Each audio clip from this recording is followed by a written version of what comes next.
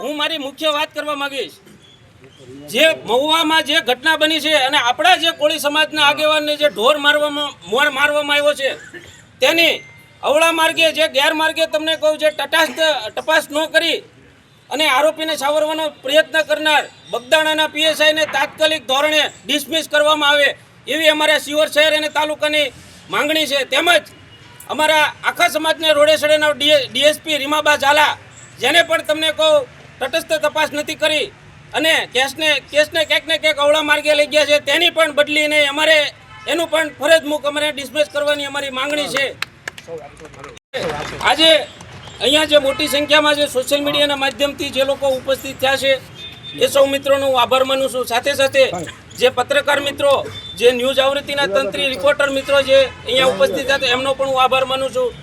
અને જ્યારે પણ સમાજની જ્યાં જરૂર પડે ત્યાં આપણે સમાજના કોઈ આગેવાન કોઈ પણ સંગઠન કોઈ પણ પક્ષનું કોઈ પણ પક્ષાપક્ષી રાખ્યા વગર કોઈ પણ આગેવાન એક આંકલ કરે એટલે આવીને આવી સંખ્યામાં બધા લોકો ઉપસ્થિત થજો। જય જય કોળી સમાજ।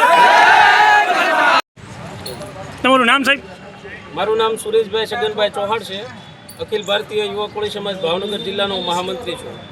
આજરોજ અમે મામલતદાર સાહેબને આવેદનપત્ર આપવા આવ્યા છીએ। અમારી સાથે શિહોર શહેર અને તાલુકાના વિવિધ સંગઠનોના પ્રમુખો હોદ્દેદારો આગેવાનો વડીલો અને જાગૃત યુવાનો કોળી ઠાકોર સમાજના તમામ જાગૃત યુવાનો દ્વારા આજે અમે જે તાજેતરમાં જે બગદાણા ખાતે જે ઘટના બની છે કોળી સમાજના આગેવાનને જે અસામાજિક તત્વો દ્વારા જે ઢોર મારવામાં આવ્યો છે એના અનુસંધાને આજે અમે સાહેબ પાસે લાગણી અમારી અને માંગણી સાથે અમે આવ્યા છીએ।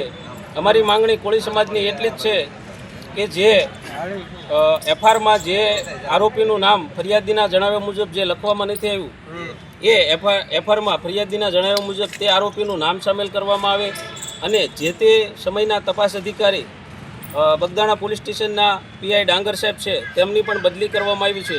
એટલે અમારું એવું માનવું છે કે બદલી કરી છે તો સ્વાભાવિક છે કે એમને પણ કંઈક અવળી દિશામાં કામ કર્યું છે તો અમે એવી માંગણી કરીએ છીએ કે એમની બદલીને એમને તાત્કાલિક અસરથી ફરજ મુક્ત કરવામાં આવે તેમજ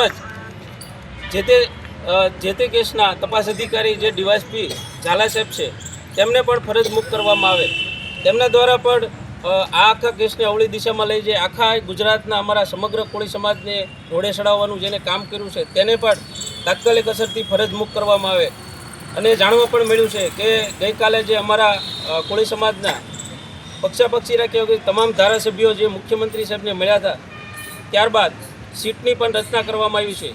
ત્યારે અમે જે તે સીટની તપાસ અધિકારી છે તેમને પણ અમે જણાવવા માગીએ છીએ કે કાલે અમે પણ વકીલોની એક સીટ બનાવી છે તેની પણ 6 જણાની લીગલ ટીમ બનાવી છે તેમને પણ સંકલનમાં રહીને આ કેસની તપાસ આગળ વધારવામાં આવે અને જે કંઈ પુરાવા મળે એકત્રિત કરી ઝીણવટભરી તપાસ આરોપીનું નામ ખુલ્લે તેને એફઆઈઆરમાં ચડાવી તેના વિરુદ્ધમાં વરઘોડો કાઢવામાં આવે એવી અમારી લાગણી અને માંગણી છે।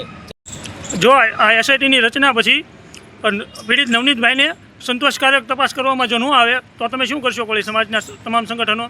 ભૂતકાળમાં પણ આવી ઘટનાઓ અનેકવાર બની છે ત્યારે કોળી સમાજના આગેવાનો દ્વારા તે કેસને દબાવવાની કોશિશ કરવામાં આવી છે। એટલે આ કેસમાં અમે જાગૃત યુવાનો કોળી સમાજના આ કેસને દબાવવા નહીં દઈએ। અમે પણ તેની પાછળ કેસની પાછળ ફોલોઅપ લેતા રહીશું અને આ કેસમાં અમને ક્યાંય પણ એવું લાગશે કે અમારા રાજકીય આગેવાનો પોતાના સ્વાર્થ ખાતર જો આ કેસને દબાવવાની કોશિશ કરશે તો અમે રોડ ઉપર આવતા અચકાશું નહીં અને અમે ખુલ્લેઆમ તેનો વિરોધ કરી બાકી અમે નવનીતભાઈને જ્યાં સુધી ન્યાય નહીં મળે ત્યાં સુધી અમે કદાચ અમારે માથા દેવા પડે તો અમે દેવા તૈયાર છીએ। બાકી નવનીતભાઈને ન્યાય જોવે ને જોવે।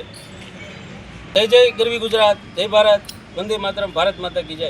મિત્રો આભાર કોળી સમાજના કોઈ યુવાનનો માનવાનો થતો નથી। બધા લોકો પોતપોતાની ફરજ સમજી નિષ્ઠા સમજીને આવ્યા છે એટલે આભાર માનવાનો થતો નથી।